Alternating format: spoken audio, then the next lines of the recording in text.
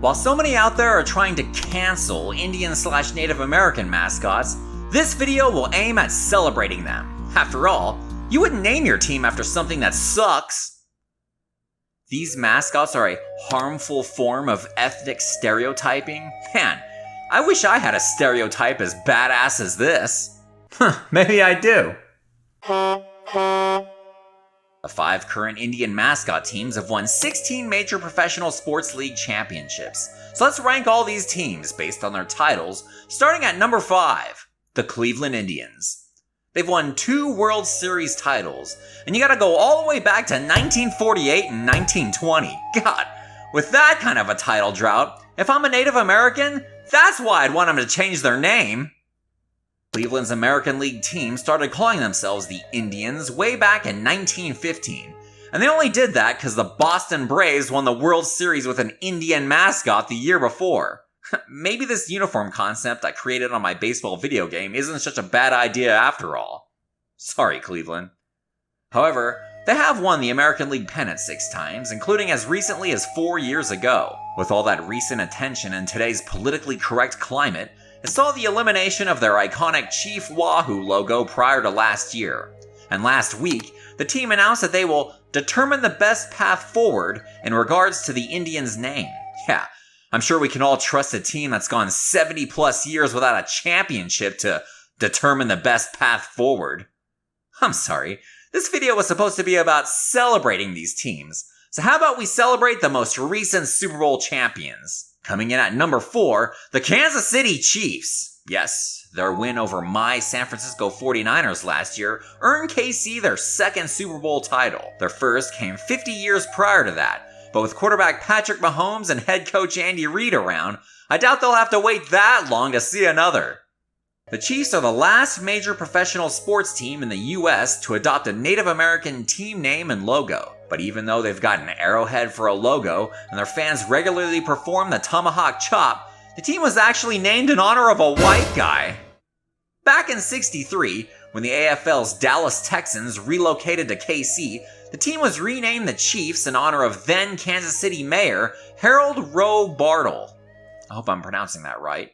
AKA the Chief, who was instrumental in luring the Texans to town. Bartle earned his nickname the Chief as he founded a Native American-based honor society within the Boy Scouts of America organization. In fact, the guy spent so much time immersing himself on Indian reservations that he was inducted into the Arapaho tribe, where he was given the name Lone Bear. The white dude.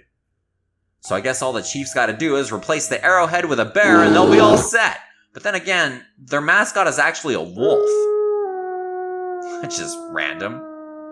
Number 3 on the list, the Atlanta Braves. Probably should be number 4, but I got them at 3 because of the 3 World Series titles. But the Braves themselves state that they are the oldest continually operating professional sports franchise in America. Yep. They've been playing ball every year since 1871, and they've only won the title 3 times. Are we sure these teams are offensive because of the ethnic stereotyping, and it isn't because of all the losing? Oh wait, we're supposed to be celebrating. The Braves have won the National League pennant 17 times and won division titles in 17 of the last 28 years, so that's something. They've been called the Braves since 1912, and they were actually named after a white guy too. The team president named the team in honor of their owner, who was one of the Braves of New York City's political machine, Tammany Hall, which used an Indian chief as their symbol. I have no idea what I just read. Boston's National League team changed their name multiple times throughout their first 40 years of existence, and 2 years after they became the Braves, they won the World Series and the name has stuck with them ever since. And with the Indians. Number 2 on the list, the Washington Redskins. Ah yes, the team that's been taking the most heat of them all for their name. The Redskins have won 3 Super Bowl titles during 5 appearances in the game, and also won 2 NFL titles prior to the NFL-AFL merger. Just like the Atlanta Braves, the Redskins were once called the Boston Braves, as the football team rented Braves Field from the baseball team. That lasted only a year, when subsequently the football team moved to Fenway Park and changed their name to the Boston Redskins. The team owner, George Preston Marshall, wanted to avoid confusion with the baseball squad while still keeping the native connotations of the previous moniker. He was also a noted racist and segregationist, which begs the question, why would you name your team after something you hate? Gah! If you really want to name the team after a group of people who suck, when he moved to DC, you should have called the team the Washington Politicians. For Wallace's founding of the Redskins, his monument outside RFK Stadium was vandalized and removed last month. But why stop there? Look at this. What kind of shape is RFK in? And now, the all-time most successful current Native American mascot team in major professional sports.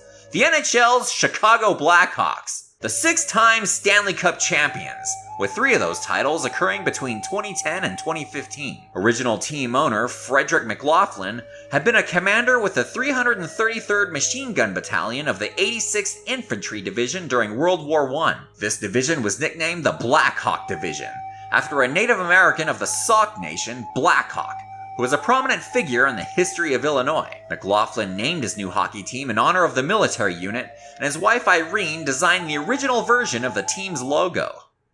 Oofa. It's improved quite a bit since, and in 2008, the Hockey News staff voted the team's logo as the best in the NHL. But it still pisses some people off. So there you have it. But as a bonus, I want to talk about my favorite college football team growing up, the Florida State Seminoles. The winners of 3 national championships, and throughout the late 80s and 90s, the Noles had 14 consecutive seasons of 10 or more wins and a national top 4 finish, propelling Bobby Bowden to the winningest coach in college football history. The use of names and images associated with Seminole history is officially sanctioned by the Seminole Tribe of Florida. I wonder if this includes the war chant that's just based on chants by American Indians in old Western movies, the tomahawk chop, which is just another stereotype, and a fight song that includes the lyrics, "You gotta scalp 'em, Seminoles." So I guess not all Native Americans think alike, huh?